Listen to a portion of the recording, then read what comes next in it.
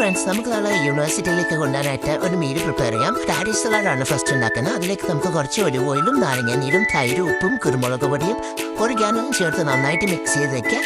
Mix ചെയ്തതിനു ശേഷം serve ചെയ്യുന്ന സമയത്ത് കുറച്ച് മിന്റ് ലീഫും കൂടി ചേർക്കാം. ഞാൻ അത് ഫ്രിഡ്ജിൽ വെച്ചേക്കുക. എന്നിട്ട് ഒരു ഓവർനൈറ്റ് വെച്ച് നാളത്തേക്ക് എടുക്കാനാണ്.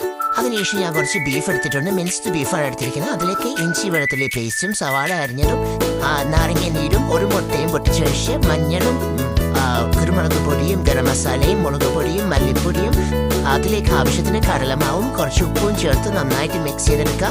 നമുക്കിവിടെ സ്ക്വയർ ഇല്ലാത്തതുകൊണ്ട് ഞാനാണെങ്കിൽ സ്പൂണിന്റെ ബാക്കിൽ വെച്ചിട്ടാണ് കബാബിന് വേണ്ടിയിട്ട് റോൾ ആക്കുന്നത്.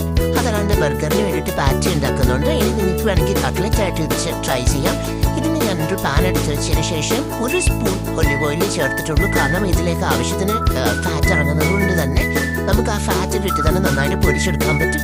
ഒരു 5 മിനിറ്റ്സ് നന്നായിട്ട് കുക്ക് ചെയ്തെടുത്താൽ മതി. തിരിച്ചും മറിച്ചിട്ട് നന്നായിട്ട് പാൻ ഫ്രൈ ചെയ്തെടുക്കാം. വേണമെങ്കിൽ ഇത് എയർ ഫ്രൈയും ചെയ്യാം. ഒട്ടും ഓയിൽ ചേർക്കാണ്ട് എയർ ഫ്രൈ ചെയ്യുന്നതായിരിക്കും കുറച്ചുകൂടെ ഹെൽത്തി.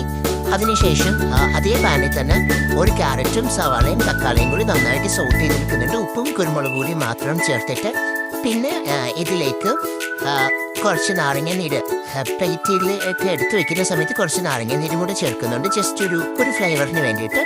അതിനുശേഷം നമുക്കൊരു ടോർട്ടില്ല റാപ്പോ ചപ്പാത്തിയോ അല്ലെങ്കിൽ എന്ത് റാപ്പോ ആണെങ്കിലും നമുക്കിവിടെ എടുക്കാം.